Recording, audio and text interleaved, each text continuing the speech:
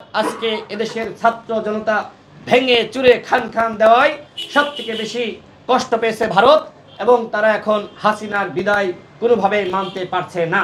আপনারা দেখেছেন হাসিনা বাংলাদেশ থেকে পালিয়ে গেছে, বিশ্বের কোনো দেশ হাসিনাকে জায়গা দেয়নি, একমাত্র ভারত হাসিনাকে অবৈধভাবে জায়গা দিয়েছে। আওয়ামী লীগ সরকার বাংলাদেশের সরকার ছিল না, আওয়ামী লীগ ছিল ভারতের সরকার। বাংলাদেশি সীমান্তে শুভেন্দু অধিকারীর নেতৃত্বে একের পর এক বিক্ষোভ প্রদর্শন ও বাংলাদেশ সম্পর্কে মিথ্যাচার এবং ঘৃণা প্রচার করা হয়েছে।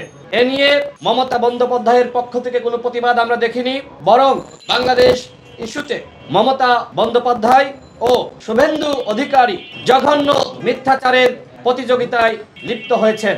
আমরা মনে করি উপ হাইকমিশনে নিরাপত্তা প্রদান না করে ভিয়েনা কনভেনশন লঙ্ঘন করেছে মমতা। তিনি উপ হাইকমিশনের কর্মকর্তাদের নিরাপত্তা প্রদানে পুরোপুরি ব্যর্থতার পরিচয় দিয়েছেন। উগ্র হিন্দুত্ববাদী জঙ্গি গোষ্ঠীকে নিয়ন্ত্রণ করতে না পারা ও কলকাতায় শান্তি প্রতিষ্ঠায় মমতা বন্দ্যোপাধ্যায়ের উচিত কলকাতার জনগোষ্ঠীকে রক্ষা করার জন্য এবং এই হিন্দু উগ্রবাদী সংগঠনকে তাদেরকে নিয়ন্ত্রণ করার জন্য জাতিসংঘের শান্তিরক্ষী বাহিনীর সহযোগিতা নেওয়া। সংখ্যালঘু নির্যাতন ও আইনজীবী সাইফুল ইসলামের হত্যাসহ নানান ইস্যুতে গুজব ছড়িয়ে বাংলাদেশের ভাবমূর্তি ক্ষুণ্ণ করা হচ্ছে, অথচ বাংলাদেশের মানুষ ভালো রয়েছে। এখানে কোনো ধর্মীয় সাম্প্রদায়িকতা ও বাংলাদেশের মানুষের মধ্যে কোনো ধরনের মারামারি হাঙ্গামা লক্ষ্য করা অতীতেও যায়নি। আমরা মনে করি গুজব প্রকাশে ভারতীয় মিডিয়া এমন একটি পর্যায়ে পৌঁছেছে, তারা গুজবের কারখানায় নিজেদেরকে পরিণত করেছে। বাংলাদেশকে নিয়ে ভারতের ষড়যন্ত্রের অংশ বলে আমরা মনে করি।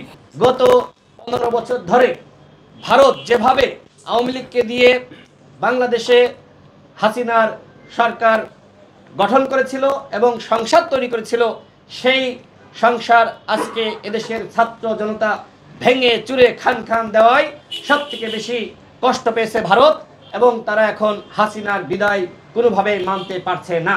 আপনারা দেখেছেন হাসিনা বাংলাদেশ থেকে পালিয়ে গেছে, বিশ্বের কোনো দেশ হাসিনাকে জায়গা দেয়নি, একমাত্র ভারত হাসিনাকে অবৈধভাবে জায়গা দিয়েছে। বাংলাদেশ সরকারের পক্ষ থেকে বারবার বলা হচ্ছে হাসিনাকে ফিরিয়ে দেন, কিন্তু ভারতের পক্ষ থেকে কোনো বক্তব্য দেওয়া হচ্ছে না, ভারত কোনো উদ্যোগ গ্রহণ করছে না। এই জায়গা থেকে প্রমাণিত হয় যে আওয়ামী লীগ সরকার বাংলাদেশের সরকার ছিল না, আওয়ামী লীগ ছিল ভারতের সরকার। বাংলাদেশে আওয়ামী লীগকে ভারত বসিয়েছিল। আইনজীবী সাইফুল ইসলামের নির্মম হত্যাকাণ্ড ও চট্টগ্রাম আদালতে মসজিদে হামলার পরেও কোনো হিন্দুর বাড়িতে হামলা হয়নি, বরং হিন্দু ভাইদের এবং মন্দিরের নিরাপত্তা বাড়ানো হয়েছে। ভারত মনে করেছিল ষড়যন্ত্রের ফাঁদে পা দিয়ে বাংলাদেশের জনগণ বিভ্রান্ত হবে এবং হিন্দুদের বাড়িঘরে হামলা চালাবে এবং ভাঙচুর করবে, কিন্তু বাংলাদেশের জনগণ সেটি করেনি।